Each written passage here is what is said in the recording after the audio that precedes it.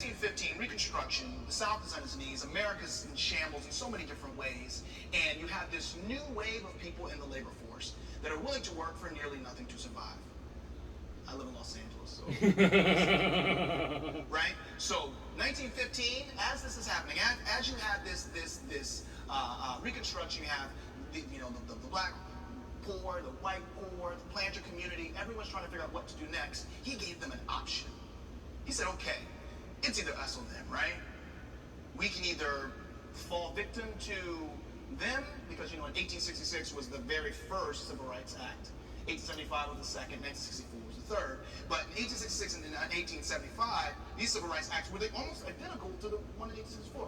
No discrimination. So we saw two senators, the first African American senators from Mississippi, in the Senate. There was a turning of the tide that poor whites saw, and they thought that they would be crushed beneath the feet of the very people they enslaved. And Griffith gave them an opportunity to capitalize on that. And he said, if you embrace this film, white supremacy, as a means of self-preservation, we will win. We'll be on a side that will preserve us, give us posterity forever and ever and ever and ever. And this film come out, and in the second era of the KKK, the KKK all but died in 1875. It rose to almost 4 million. Wow. And this wasn't just people waiting around to hate and kill blacks. This was a lot of regular Americans that just wanted to see their kids be able to eat. He gave them white supremacy as a tool for self-preservation. And you know what Woodrow Wilson said? No, what did he say? I'm sorry, but he said, behold, there rose a great KKK, Ku Klux Klan, a veritable empire of the South to protect the Southern country. This is our president, as the first film, screened in the White House 101 years ago today. So I bring that up to say, is in Hollywood, our foundation is sand. We got to break new ground and pour new concrete. That's why I named it The Birth of the Nation.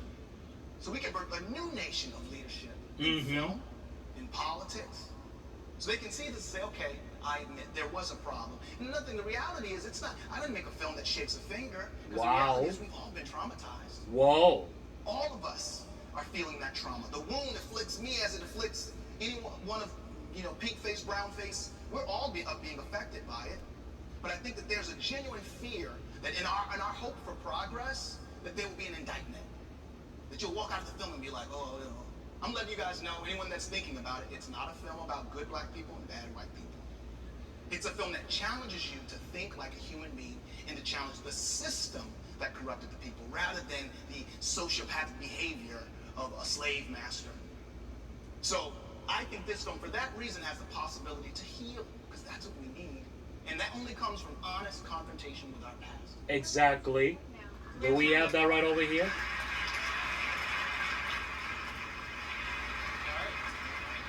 That is of a nation. I've been advised that given the high season, we cannot stay here all night. I think we're going to have to reconnect at Nick and Teresa's vow renewal ceremony in a couple of years, where we can continue the conversation. In the meantime, it has been an honor sharing the stage with you two gentlemen. Thank you so much for being here. Thank you so much. Bye.